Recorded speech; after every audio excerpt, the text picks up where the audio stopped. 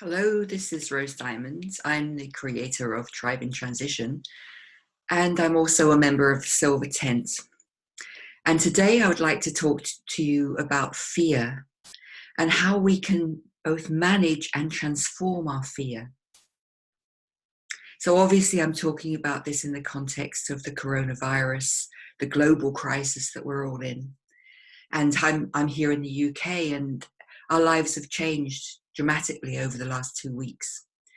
So it's almost inevitable that at times you will be feeling fear.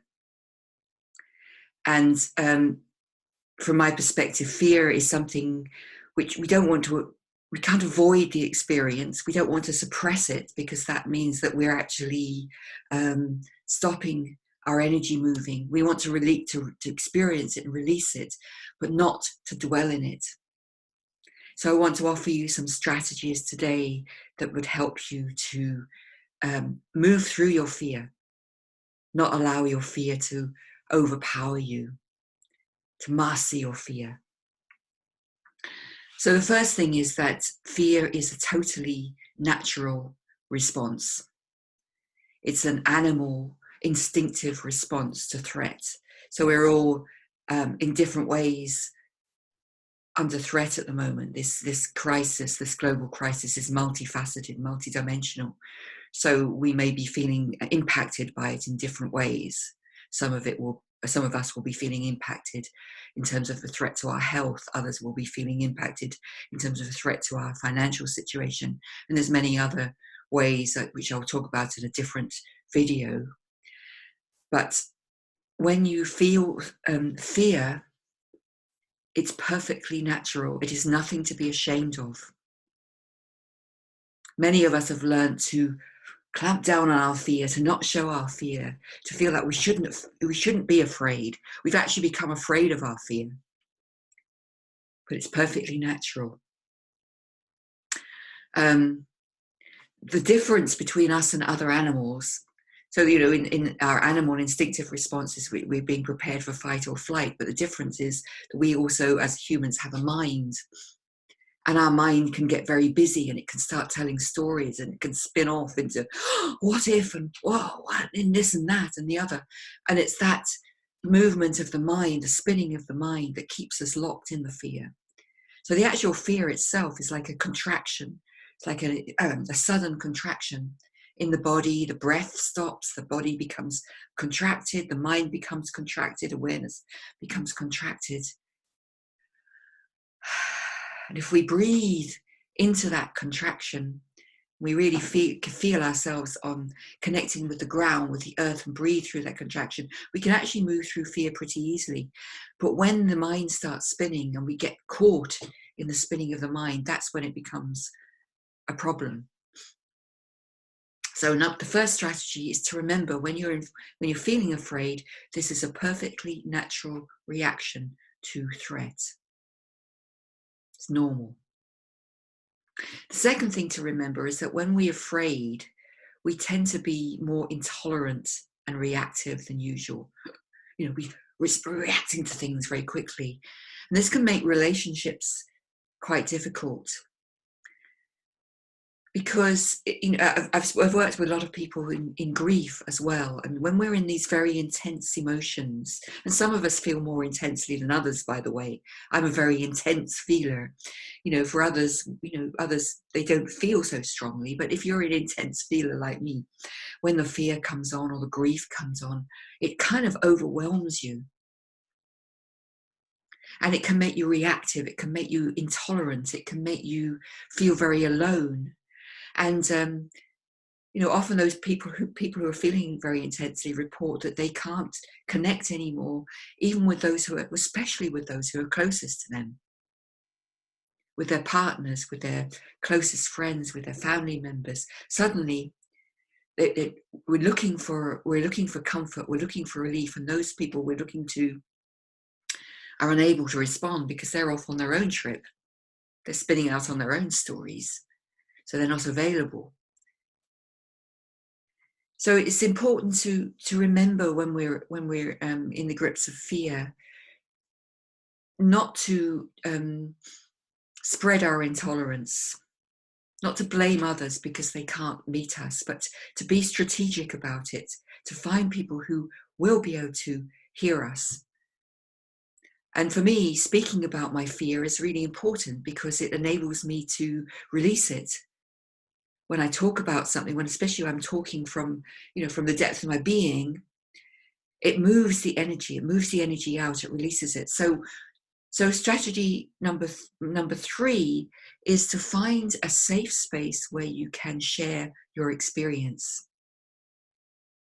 So, for example, in Tribe in Transition, I run community circles regularly, and there are many different circles in the Silver Tent as well, where we can come together in a safe space, an intentional space, where we're free to share and explore our experience. And I know for some people, coming into an online space and talking, especially about something like fear, which is, you feel, instinctive is to keep it to yourself, is a really big step to take. But I really encourage you to take that step, because my experience of being in these circles and facilitating these circles is that everybody, without fail, comes away at the end of the circle feeling lighter and with a more expanded perspective and connected. So coming into a circle is worth connecting. It's really important during these times, particularly when we're being encouraged to social distance, we're being encouraged to isolate, that we have a way of connecting, and connecting online is a gift that we have right now. So next time you see a circle being offered and you're wondering, should I go, shan't I go? I encourage you to take that step. Be courageous. Step in. So that's number 3 strategy, is to find a circle where you can connect and share your experience and move through your experience and get a bigger perspective. The 4th one, which I've done in the last week, is I found a buddy, someone that we have an agreement that if you're really spinning out, if you're really feeling afraid, just contact me. And it might be a text, not necessarily that person is going to be available for long conversations, but just to know that there's somebody there who understands what you're going through. You can just text them and say, I'm really scared right now. And they'll text you back and say, yeah, you're okay. You're not alone. That's important. So that's strategy number 4, find a buddy. And I have to say, for me, during the last couple of weeks, I've had periods of feeling intensely still and at peace. And then suddenly, I'll watch the news or I'll read something on Facebook, and the fear just wells up. It's just sudden. It's sudden. It's urgent. It's intense, and it's like a wave going through. And this wave of fear, if you're holding any old shock and trauma in your body, it will touch off that old shock and trauma, so it can feel even more intense than the actual situation that you're in right now. So this may be happening to you too, that you'll have these waves of fear that will go through. That's what I'm talking about. So a 5th strategy that I've been using is, as soon as this all started to well up in the public sphere, I got out one of my most favorite spiritual book. It's called 11 Days at the Edge, and it's a really big book. It's a thick book, about 500 pages. I've read it maybe 5 or 6 times before. But I'm reading a few pages of this book every day, every morning. And what that does, it grounds me in my spiritual values, in my higher values. It gives me, it sort of opens a doorway and takes me into the bigger perspective, into what's really important to me, which is how we transform conscious, how we uplift our human experience into a more expanded conscious experience, both for ourselves and for everyone on the planet. So when I read this book every day, especially in the morning, it grounds me in these values. And so if I am spinning out into fear, that perspective, that bigger perspective is there. It's not far away. I can remember it. So the 6th strategy is move your body. So fear tends to make us still. It's like a rabbit in the headlights. We freeze. So, get your feet on the ground, move your body, go outside, breathe, Breathe the air. Beautiful spring weather here in the UK just now. Go out and breathe that fresh air. Look up into the big sky. Look at the growing things. Remember, the earth is still here. The planet, nature is still here. We're held in this beautiful abundance of nature still. Every day, all the time, the earth is here. The air is here, supporting us. Move your body. Go outside and breathe. And then strategy number 7, laugh. If you have a friend that you have a good laugh with, get together, have a laugh, watch a funny movie, whatever you need to do. Try and see the humor in the situation. Yes, we are in a serious situation. Yes, it is life-threatening, but we can still enjoy ourselves. Doesn't mean to say we have to be really serious all the time. We can laugh, and laughter is a huge release. Some people do laughter yoga, where you just start laughing and suddenly the laughter takes you over. So laugh, relax, enjoy. And then strategy number 8 is be mindful of not overdosing on too much news and on too much Facebook. It's important to have this sort of balance. We need to be responsible. We need to be aware of what we're being told, the instructions we're being given about how to stop the spread of the virus. So we need to be informed about what's going on. But there's a difference between being informed and getting addicted to keep on looking at articles about the coronavirus and going on watching the news several times a day. So I sort of limit myself to I watch the news once in the evening, and I'm limiting my time on Facebook. So you can choose the people that you want to hang out with, and not feast on fear. And then finally,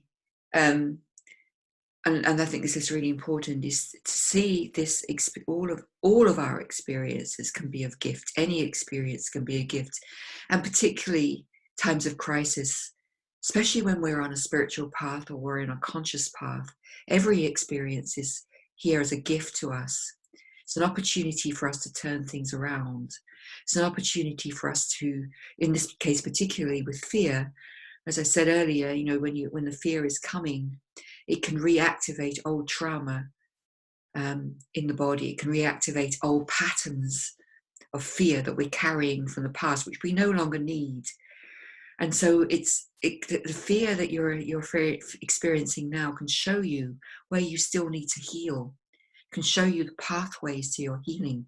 That's a gift. So many other gifts as well. It is bringing this virus is bringing, even though we're separated, still bringing people together in community. It's giving us the opportunity to see where we can give, where we can support each other. So one of my first thoughts with it was, okay, well, how can I use this experience to support myself, and how can I use it to support others? There are many gifts. One of the things I've started noticing, after the the food scare and people rushing out to fill up their cupboards, I've noticed is that every day I'm enjoying my food more. It's like every meal I have is a feast. So start to look for the gifts in this experience.